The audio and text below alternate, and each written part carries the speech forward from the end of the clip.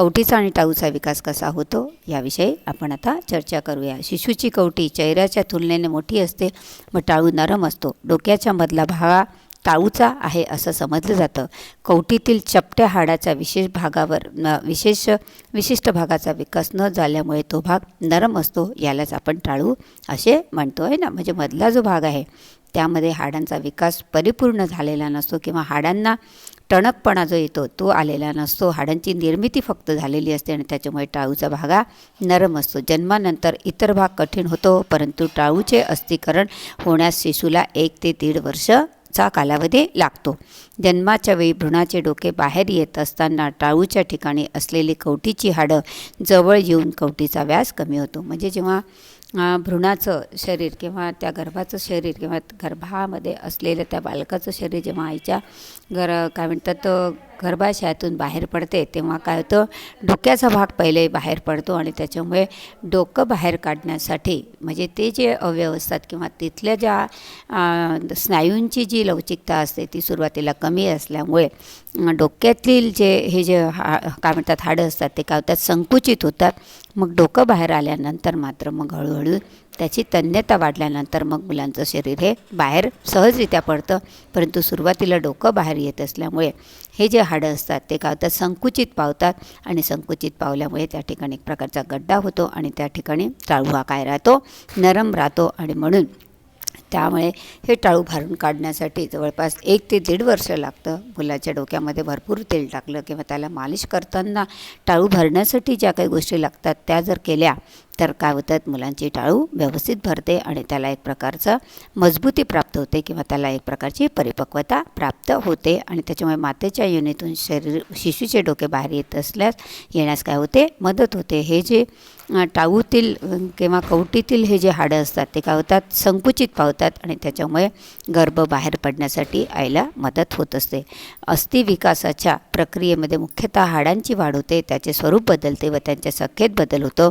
या 3 बाबी हाडांच्या विकासाच्या बाबतीत घडून येतात. हाडांची वाढ होते, त्याच्यानंतर त्याचं जे काही रचना असते नैसर्गिक रचना ती बदलते. छोटी छोटी हाडं एकत्र येतात आणि ती एकत्र होऊन एक मोठी हाड तयार होतं. आपण पाहिलं आहे की जन्मतः 270 असतात आणि जसजसा विकास होतो तसतशी त्यांची शेवटी संख्या किती होते, 206 पर्यंत राहते. म्हणजेच या ठिकाणी हाडांचं काय होतं, एकत्रीकरण झाल्यामुळे हाडांचं स्वरूप बदलतं आणि त्यांच्या संख्येमध्ये सुद्धा कमतरता होते. 270ची जागा किती घेते, 206 असते. अशा प्रकारे हाडांच्या बाबतीमध्ये 3 प्रकारच्या बाबी किंवा 3 प्रकारचे बदल साधारणपणे घडून येतात. हाडांचे एकत्रीकरण होताना व खनिजीकरण होताना हाडे मजबूत होतात आणि वाढतात. म्हणजे एकत्रीकरण आणि खनिजीकरणाची जी प्रक्रिया हाडांच्या बाबतीत घडते, छोटी छोटी हाडं एकत्र येऊन मोठं हाड तयार होतं आणि त्या मोठ्या हाडांमध्ये काय म्हणतात कॅल्शियमची काय म्हणतात जागा असते किंवा पाण्याचा अंश कमी होऊन कॅल्शियमनी ती हाडं एकत्रित जोडली जातात किंवा 2 हाडांमध्ये कॅल्शिफिकेशनची प्रक्रिया घडते. यामुळे हाडांना मजबूती प्राप्त होते आणि हाडांचा विकास व्हायला कुठेतरी मदत होत असते. लिंगपरत्वे अस्थिविकासाच्या गतीमध्ये आपल्याला भिन्नता आढळते. म्हणजे मुलींच्या अस्थिविकास लवकर होतो, कोणाच्या मानाने, मुलांच्या मानाने.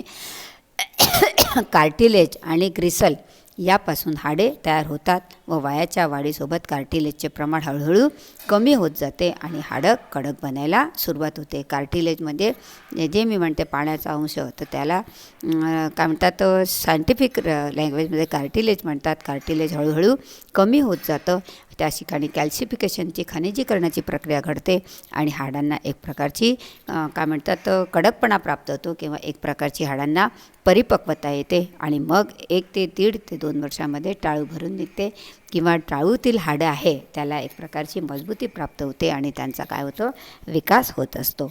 त्याच्यानंतर हाडाच्या वाढीसाठी आवश्यक असलेले कोणते घटक आहे जे मूल जर दूध पित असेल तर आईच्या आहारात समाविष्ट करावे लागतात आणि जर मुलांना आईचं दूध तोडल्यानंतर पूरक आहार द्यायला सुरुवात केली असेल तर या सगळ्या पोषक घटकांचा वेगवेगळ्या खाद्यपदार्थातून पुरवठा होणे आवश्यक असते. यामुळे आपल्याला हाडांच्या वाढीसाठी कोणते आवश्यक घटक आहे ते मुलांना त्या त्या स्थितीमध्ये त्या त्या पद्धतीने पुरवणं आपली काय म्हणतात जबाबदारी आहे. आणि म्हणून आहारातील प्रथिनं, कॅल्शियम आणि फॉस्फरसयुक्त पदार्थ तसेच जीवनसत्व ड ची मदत कशासाठी होते?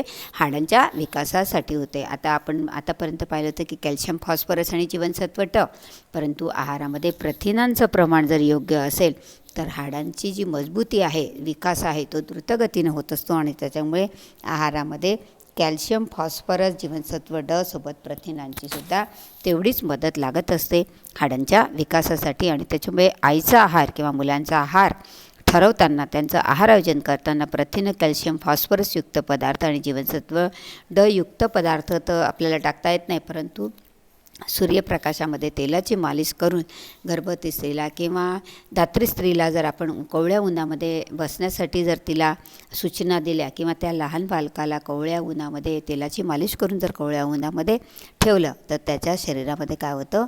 हे जीवनसत्व तयार होतं, जीवनसत्व ड, कारण ते कुठल्याही प्रकारच्या खाद्यपदार्थापासून आपल्याला उपलब्ध होत असल्यामुळे ते आपल्याला निसर्गातील सूर्यप्रकाशातून ते प्राप्त करून घ्यावं लागतं. आणि म्हणून आहारामध्ये प्रथिनं, कॅल्शियम, फॉस्फरस यांचा समावेश करावा आणि ड जीवनसत्वासाठी मात्र जी काही नैसर्गिक तरवीज आहे त्या पद्धतीचा वापर जर केला तर मुलांच्या हाडांचा विकास हा चांगल्या प्रकारे होतो. जर मुलांना कॅल्शियम आणि हे सगळे घटक जर काय म्हणतात आईच्या दुधातून नाही मिळाले तर मूल काय करतं? आईच्या हाडातून ओढून घेतं आणि त्याच्यामुळे मुलांच्या तर हाडांचा विकास होतो, परंतु आईची हाडं ही कमकुवत होतात आणि त्याच्यामुळे आपल्याला आई आणि मुलांच्या दोन्हींच्या आरोग्याच्या दृष्टिकोनातून या सगळ्या गोष्टीची खबरदारी घ्यावी लागते. तसेच मस्तिष्क ग्रंथीतून शरीरवृत्तीस्त्राव आहे ना, म्हणजे शरीराची वाढ होण्यासाठी जे हॉर्मोन्स असतात ते हॉर्मोन्स काय होतात? त्या मस्तिष्क ग्रंथीतून स्रवतात आणि त्यांचासुद्धा मस्तिष्क ग्रंथीतून स्रवणाऱ्या स्रावाचासुद्धा हाडांच्या वाढीसाठी मदत होत असते. त्याचप्रमाणे कंठस्थ आणि उपकंठस्थ ग्रंथीतील स्राव देखील हाडाच्या वाढीसाठी मदत करतात आणि त्याच्यामुळे अंतःस्रावी ग्रंथींचासुद्धा हाडांच्या विकासासाठी महत्त्व